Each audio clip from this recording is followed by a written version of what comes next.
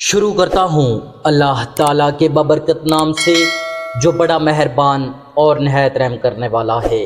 ایک بار حضرت امام حسن رضی اللہ تعالیٰ عنہ، حضرت امام حسین رضی اللہ تعالیٰ عنہ اور حضرت عبداللہ بن جعفر رضی اللہ تعالیٰ عنہ حج کو تشریف لے جا رہے تھے۔ اثناء راہ میں وہ اونٹ جس پر زاد راہ تھا کہیں پیچھے رہ گیا۔ ایک جگہ جب بھوک اور پیاس نے غلبہ کیا تو ایک بڑھیا کے پاس گئے اور فرمایا کچھ پینے کو ہے؟ اس نے عرض کیا ہاں ہے۔ ایک بکری اس کے پاس تھی، اس نے اس کا دودھ دو کر پیش کیا، سب صاحبان نے پی لیا۔ پھر فرمایا کچھ کھانے کو ہے؟ اس نے عرض کیا ہاں، اس بکری کو ذبح کر لو۔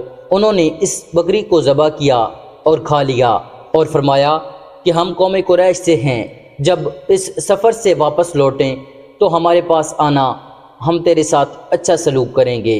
یہ کہہ کر روانہ ہو گئے۔ جب اس کا خامد آیا تو خفا ہوا اور کہا کہ تو نے بکری ان لوگوں کو کھلا دی جن کو تو جانتی بھی نہ تھی۔ گزارا کچھ دن بعد جورو اور خامد مفلس ہو گئے اور محنت مزدوری کرنے کو مدینہ طیبہ گئے۔ حضرت امام حسن رضی اللہ تعالیٰ عنہ نے اس بڑھیا کو دیکھ کر پہچان لیا اور 1000 بکریاں اور 1000 دینار اس کو مرمت کیا۔ اس طرح حضرت امام حسین رضی اللہ تعالیٰ عنہ نے بھی 1000 بکریاں اور 1000 دینار دیے۔ پھر اپنے غلام کے ساتھ حضرت عبداللہ بن جعفر رضی اللہ تعالیٰ عنہ کے پاس بھیج دیا۔ انہوں نے 2000 دینار اور 2000 بکریاں اس بڑھیا کو مرمت کیں اور فرمایا اگر تو پہلے میرے پاس آتی تو میں تجھے اس قدر دیتا کہ یہ دونوں صاحب بھی نہ دے سکتے۔ وہ بڑھیا 4000 دینار اور 4000 بکریاں لے کر اپنے خامد کے پاس گئی۔ حضرت ابو سعید خرگوشی رحمۃ اللہ علیہ فرماتے ہیں کہ مصر میں ایک شخص تھا جس کا نام محتسب تھا۔ وہ فقیروں کو جمع کر کے دیا کرتا تھا۔ ایک شخص تھا، اس کے گھر فرزند ہوا۔ وہ کہتا ہے کہ میں محتسب کے پاس گیا اور وہ میرے ساتھ آیا اور اس نے ہر ایک سے سوال کیا مگر کسی نے کچھ نہ دیا۔ آخر مجھے ایک قبر پر لے گیا اور وہاں بیٹھ کر اس صاحب قبر سے یوں مخاطب ہوا، اے مردے، حق تعالیٰ تجھ پر اپنی رحمت نازل کرے۔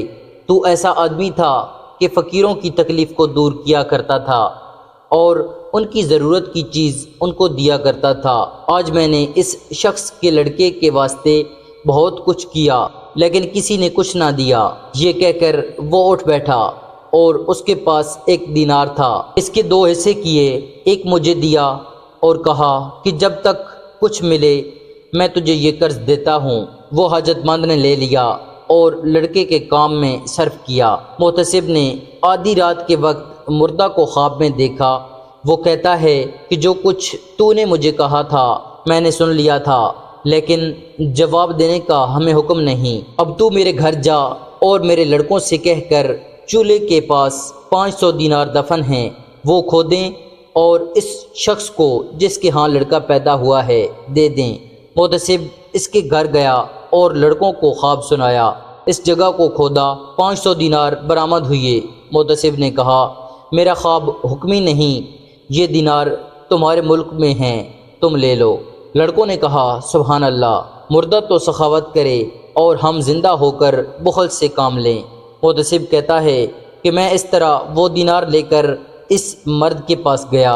اس نے 1 دینار لے کر اس کے 2 حصے کیے، ایک حصہ سے اس کا قرض ادا کیا اور کہا کہ باقی لے جا کر محتاجوں میں تقسیم کر دے، مجھے اس قدر حاجت تھی۔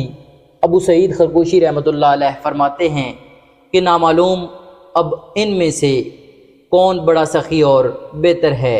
کہتے ہیں کہ میں جب مصر گیا تو اس مردہ کا گھر تلاش کیا اور اس کے لڑکوں کو دیکھا تو ان کے چہرے سے خیر کے آثار نمایاں تھے اور مجھے یہ آیت یاد آئی، وَكَانَ أَبُوهُمَا صَالِحًا، یعنی ان دونوں کا باپ صالح تھا۔ اے عزیز، سخاوت کے متعلق اس بات پر تعجب نہ کر کہ مرنے کے بعد بھی باقی رہتی ہے۔ دوستو، آپ کو یہ آج کی ویڈیو اچھی لگی ہو تو ہمارے چینل کو سبسکرائب کریں اور ویڈیو کو لائک کریں۔ شکریہ۔